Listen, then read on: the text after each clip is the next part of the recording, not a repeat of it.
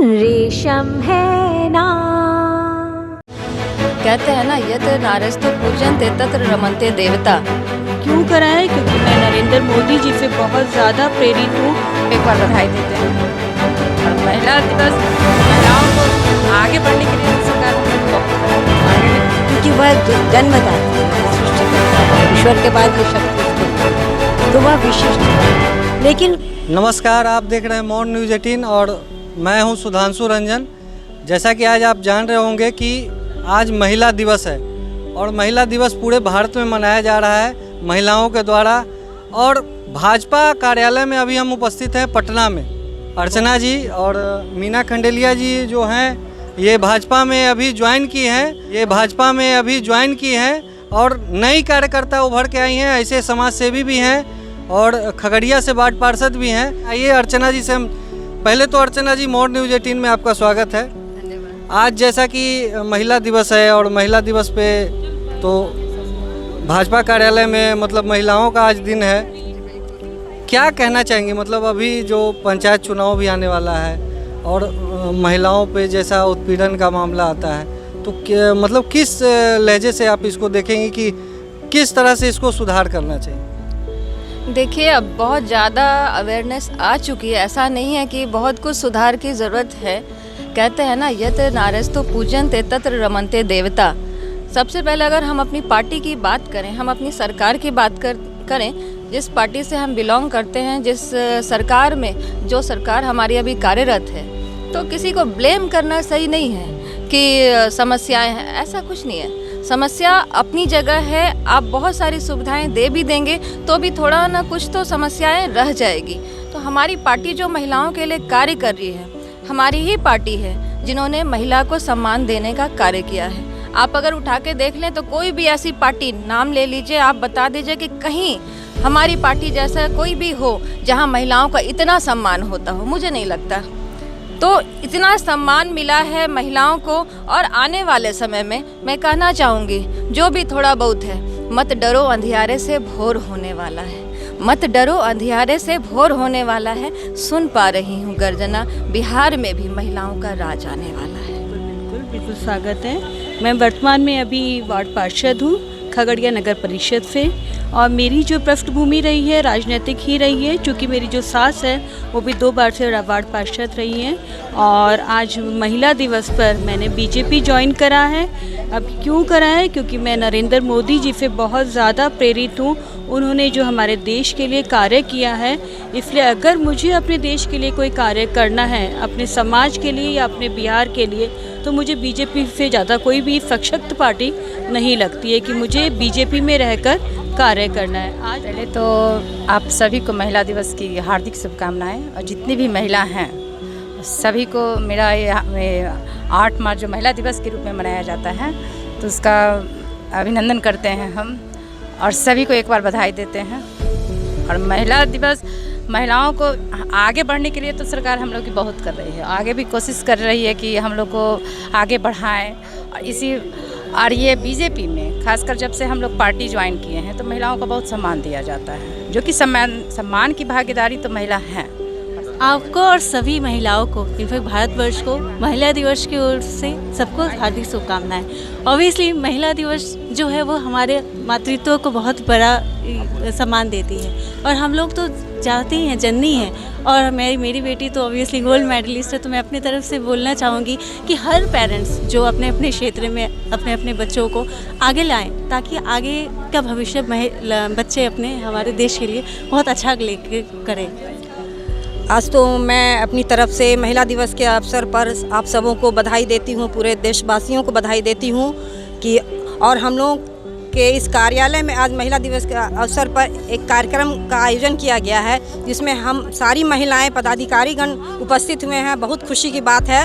और अभी हम लोग के यहाँ पंचायती चुनाव होने जा रहे हैं। हम लोग के यहाँ जो सरकार चुनी गई है उसके माध्यम से हमें लगता है कि महिलाओं को पंचायती चुनाव में ज़्यादा से ज़्यादा अवसर दिया जाएगा ये चुनाव जीतने का।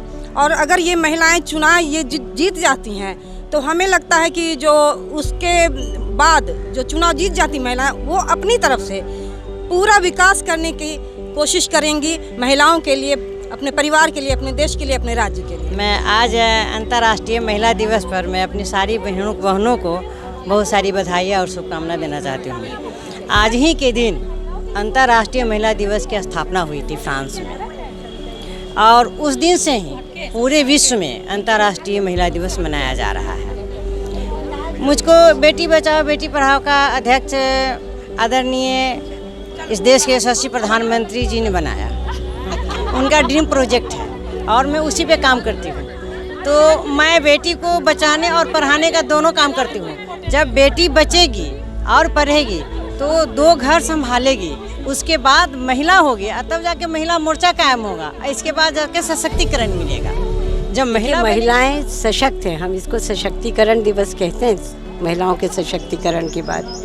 तो महिला अपने आप में संपूर्ण है, सशक्त है, क्योंकि वह जन्मदात्री है, वह सृष्टिकर्ता है। ईश्वर के बाद ये शक्ति उसको मिली, तो वह विशिष्ट है।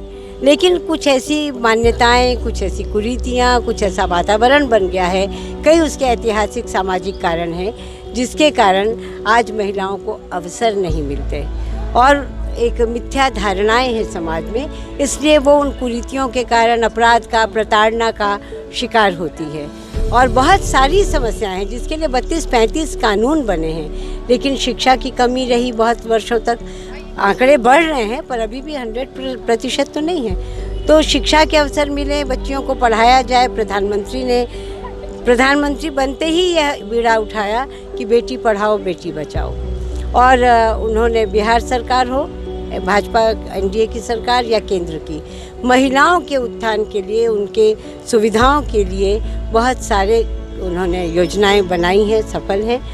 और मैं उसमें एक विशेष बात कहना चाहती हूँ कि ईश्वर की विशिष्ट कृति है वो, क्योंकि ईश्वर के बाद रचना वही कर सकती है, वही जन्म देती है। तो पूरी दुनिया उसकी है, वो आधी दुनिया नहीं है, इसलिए उसके लिए समानता तो मिले ही। क्योंकि विशेष है, इसलिए विशेष सुविधा, विशेष सुरक्षा, विशेष अधिकार मिलने चाहिए। इसीलिए केंद्र सरकार से मातृत्व अवकाश को 2 साल बढ़ा दिया। और वो मातृत्व अवकाश केवल महिला के लिए नहीं है, वो उसकी संतान के लिए, वो बेटा हो तो भी है। इसलिए उसको मनुष्य समझा जाए, यह सशक्तिकरण होगा। वह केवल शोभा सुविधा की वस्तु नहीं है, वह मानवीय है, उसको मानवीय का दर्जा मिलना चाहिए, वह वस्तु नहीं है। यही सशक्तिकरण का मुख्य सोपान होगा, और जब इसे हम प्राप्त करेंगे तो महिलाओं को अधिकार मिलेगा। घरों में हमको केवल लड़कियों के लिए मापदंड नहीं बनाने होंगे कि लड़की कैसे चले, कैसे उठे, क्या पहने, क्या नहीं पहने, लड़का क्या सोचे, कैसे देखे, और कैसे दोनों समान अधिकार दोनों को मिले, अवसर मिले, और दोनों लड़की को सम्मान देना हम घरों में सिखाएं, यह ज़रूरी है। और इसके लिए महिलाओं की भी भूमिका बड़ी होगी, और पुरुषों के मन में भी जो एक पारंपरिक जो बना हुआ है ना, एक अवधारणा कि ये औरतों का काम है, ये मर्दों का, तो मर्दों के क्षेत्र में था कमा कर लाना, अब तो औरतें भी उस क्षेत्र में प्रवेश की, उनका बोझ हल्का कर। ये हम लोग शाम में एक सांस्कृतिक कार्यक्रम कर रहे हैं जो महिलाओं की थीम पर आधारित है, और बेटी बचाओ बेटी पढ़ाओ, खासकर जो महिलाएं अपने अपने क्षेत्र में बहुत अच्छा काम की हैं उन लोगों को भी दिन में सम्मानित किया गया है। और शाम से कल्चरल प्रोग्राम हमने रखा है, जिसमें खासकर हमारे जो फोक सॉन्ग हैं, हमारे जो अपने सिंगर हैं, उनको हम मंच दे रहे हैं, और कुछ बाहर से भी हमने कलाकार बुलाया है। और मतलब भारतीय जनता पार्टी महिलाओं का कितना सम्मान करती है, अगर आप शुरुआत करेंगे तो हमारी जो भारतीय जनता पार्टी की पंचनिष्ठा में से अगर आप पहली बात करेंगे, हम भारत माता की जय की बात करते हैं। भारत माता की जय, ये कौन है भारत माता? ये भारत वो भूमि, हम भूमि को भी माता मानते हैं, उसे नारी का रूप देते हैं, उसका सम्मान करते हैं। और जब हम माता बोलते हैं, भारत बोलते हैं, तो हम भूमि की बात करते हैं, हम माता बोलते हैं तो भारतीय संस्कृति की बात करते हैं। तो भारतीय जनता पार्टी ऐसी जिसकी मूल विचारधारा में ही नारी का सम्मान छिपा हुआ है।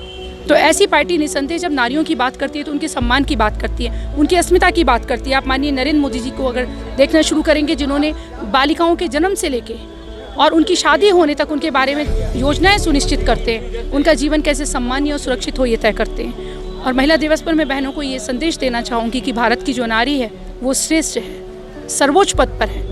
भारतीय संस्कृति में नारी को बहुत उच्च स्थान दिया गया है। अपने उन्हीं सारे गुणों को समेटते हुए, अपनी ममता को साथ रखते हुए, संयुक्त परिवार की प्रथा को सुरक्षित रखते हुए, अपने परिवार के जो बच्चे हैं उनको अच्छी परवरिश देते हुए, अपनी धर्म और संस्कृति की रक्षा करते हुए और उन संस्कृति की संवाहक बनते हुए भारतीय नारी भारतवर्ष को विश्व में विश्व गुरु के रूप में स्थापित करें और श्रेष्ठ बने। भौतिक समृद्धि, भौतिक परंपराएं ये यूरोप की देन है। रेशम है ना।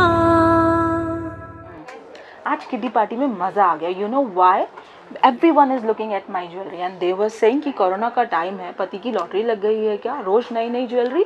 सो I said that it is all because of रेशम. By Resham you can buy the lightweight jewelry, gold jewelry especially, at a very reasonable price. रेशम है ना।